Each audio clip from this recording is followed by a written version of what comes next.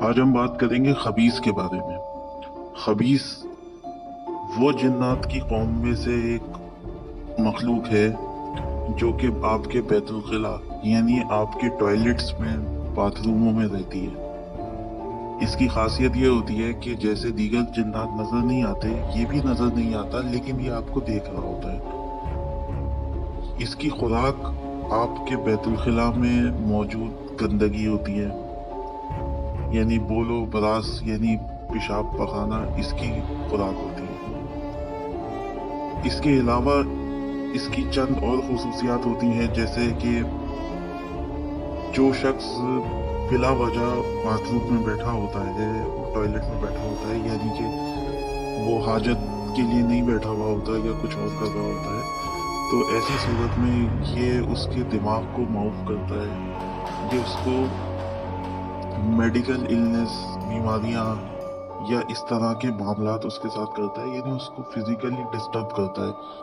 عاملین اس کو اپنے گندے کاموں میں استعمال کرتے ہیں، یعنی کہ وہ باتھ روموں میں بیٹھ کر کے گندے عمل پڑھتے ہیں۔ اس کے علاوہ یہ گستاخی یعنی بلیسفیمی جسے ہم انگلش میں کہیں گے، یعنی معاذ اللہ قرآن کی آیتوں کو الٹا پڑھنا اور باتھ روموں میں بیٹھ کے پڑھنا اور اسی طرح سلام کرنا وغیرہ وغیرہ معاملات جو ہیں، یہ اس سے بھی اس کو اپنے تابع کر کے استعمال کرتے ہیں۔ باتھ روموں میں بیٹھ کر باتیں کرنے کو، کھانے کو اسی لیے منع کیا گیا ہے کیونکہ جب آپ باتھ روم میں بیٹھ کے بات کرتے ہیں یا اپنی آواز نکالتے ہیں کسی بھی سینس میں، تو وہ شیطان یعنی وہ گندا نجس مخلوق جو ہے خبیث، یہ آپ کی طرف متوجہ ہو کر کے آپ سے وہ کلام کی وجہ سے سمجھنے لگتی ہے کہ شاید آپ اس سے کلام کر رہے ہیں۔ اب آپ کو یہ دیکھنا ہوتا ہے کہ باتھ روم میں گندگی نہ رہے، کیونکہ جتنی زیادہ گندگی آپ کے باتھ روم میں رہے گی یہ اتنا طاقتور ہوتا رہے گا۔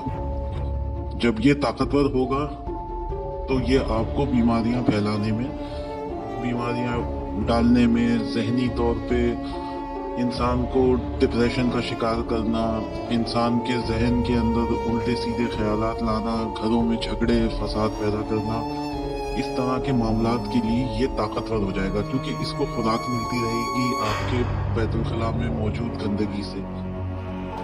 اسی وجہ سے بیت الخلا کو صاف رکھنے کا حکم ہے، اس میں کلام نہ کرنے کا حکم ہے، اس میں نہ کھانے کا حکم ہے۔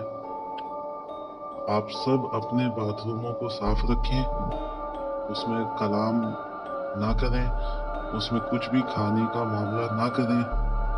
اور اس کے علاوہ یہ ہے کہ ایسی مخلوق سے بچنے کے لیے سنت میں موجود دعا اللہم انی اعوذ بک من الخبث والخبائث، اس کو لازمی پڑھتے ہوئے اپنے اوپر دم بھی کریں اور پھر باتھ روم میں داخل ہوں۔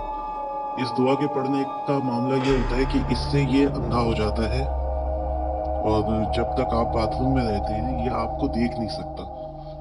تو جب یہ آپ کو دیکھ نہیں سکتا، یہ آپ کو نہ بیمار کر سکے گا، نہ آپ کے ذہن کو خراب کر سکے گا، اور نہ ہی آپ کو کسی اور قسم کا ایسا اسپریچول یا میڈیکل یا فزیکل نقصان نہیں پہنچا سکے گا۔